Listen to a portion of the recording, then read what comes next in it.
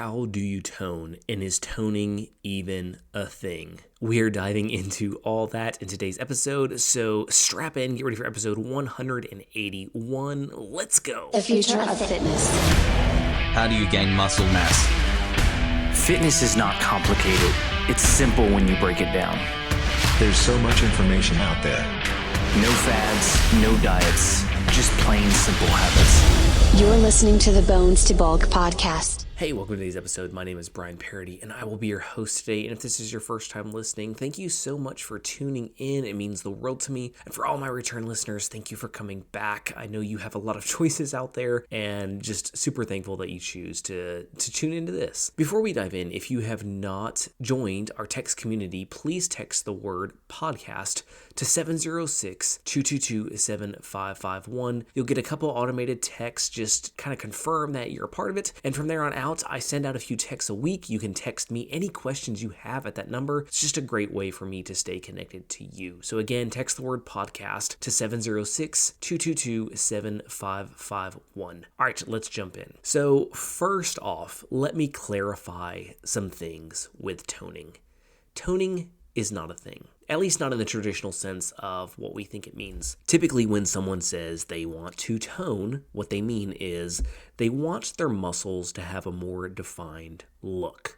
What that is it's lowering your overall body fat percentage in order to get more definition in your muscles. So it's not really toning. Toning's not really a thing. What you're really wanting is to lower your body fat percentage. So with that being said, now we're going to kind of dive into how to accomplish that. You've probably heard it said that in order to tone, we're going to use that term just for a reference point here. To tone, you're going to do like light weights and a ton of reps, right? And in order to bulk, you're going to use really heavy weights and only do a few reps. Well, that plays very little role in any of that. What really plays a role in this is your nutrition. Surprised? Well, you shouldn't be. Everything always comes back to nutrition, right? So with your nutrition, in order to get that more defined look, you've got to lower your body fat percentage. And there's two main ways we do that with our food. Number one, we've got to lower the overall amount of calories we are eating. We can't lose body fat percentage if we're not losing weight. They go hand in hand. And number two, you've got to clean up what you eat. So just because you're eating in a deficit, but if that deficit consists of a lot of junk food, then you're probably not going to get the look you want. You're not going to get those well-defined muscles because your body is not getting what it needs. It needs good, lean sources of protein, and you've got to be getting enough protein. I recommend 0.8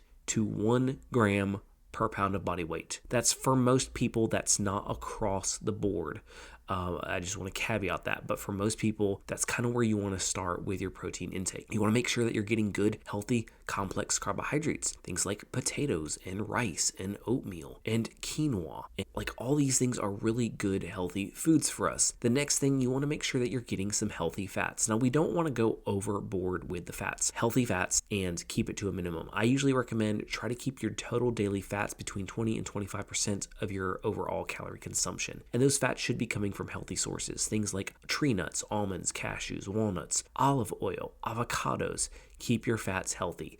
Yes, you're probably going to have a few unhealthy fats because if you're eating anything that's prepackaged, of course it's going to have a little bit in it. Sometimes that's unavoidable, and I get that, but just try to keep it to a minimum. And then when you go into a deficit, you don't necessarily have to go in a crazy deficit unless you're, trying to do a lot of weight loss. But if you're kind of happy with your weight, you don't necessarily want to lose weight, you just want a more defined muscular look, then you want to go in a very slight deficit. And when I say slight, maybe 250 calories a day deficit. So if your maintenance level is, let's say 2,000, you want to be consuming 1,750 a day. And the reason for this is you want this to be a slow process because you don't want to drastically reduce your calories and then lose all this weight, and that's kind of counterproductive to what you want to do. You still want to make sure that you're having enough calories to build some muscle, not necessarily in size, but just again, definition to where you're happy with it. And when you do this in a small amount, things change slowly. And so that way you can kind of see how things are progressing and adjust accordingly. Whereas if you just do something drastic, sometimes things can happen too fast before you even have a chance to,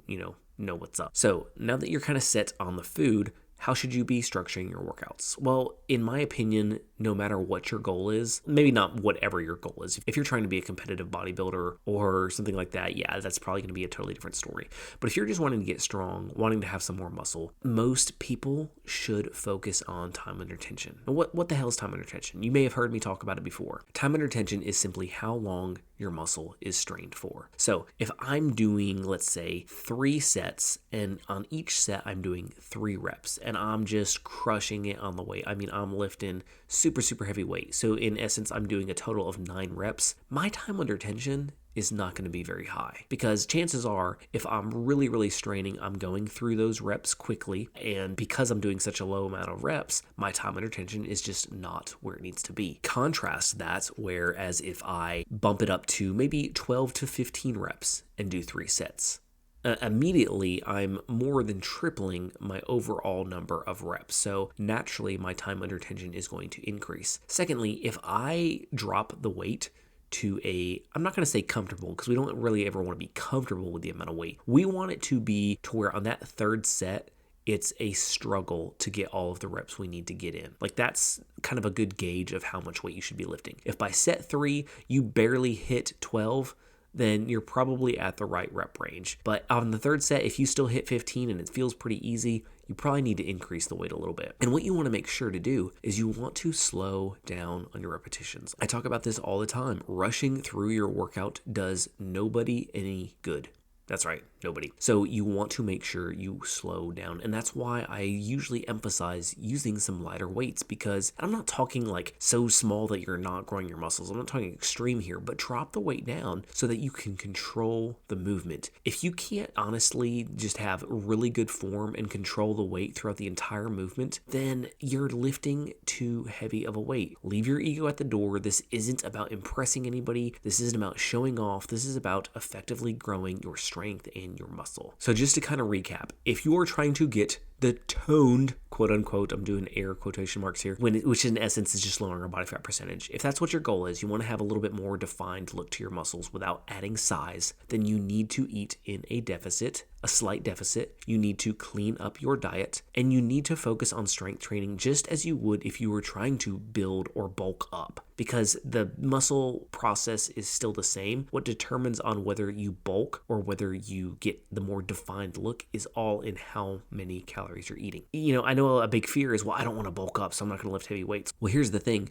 If your muscles have nothing extra to build with, they're not going to. So you don't have to be afraid of that. So ditch the theory at the door of you've got to do really lightweight and just a really high number of reps in order to get a more muscularly defined look. It's not true. You should be lifting the same as if you were trying to bulk. Use as heavy as you can while still maintaining proper form and still being able to hit all your reps even on the 3rd set. That should be your guide point. All right, I hope this helps. If you are looking for a community to get plugged into, head on over to Facebook. We have a great group on there. It's the Bones to Bulk group. You can join. There's people literally on all parts of the journey when it comes to fitness, from beginner to intermediate. We have other people in there who are trainers. Like, there's a lot of good information there, and it's just a great place to get plugged in, to encourage one another. There's no BS in there, trust me. So get plugged in. Again, head on over to Facebook, search Bones to Bulk, and join the group. All right, with that being said, remember, no matter what walls you're facing, what things you're trying to overcome or accomplish in life, you can hit your goal. You can. I promise you can. If you stick with it and stay consistent, you've got this.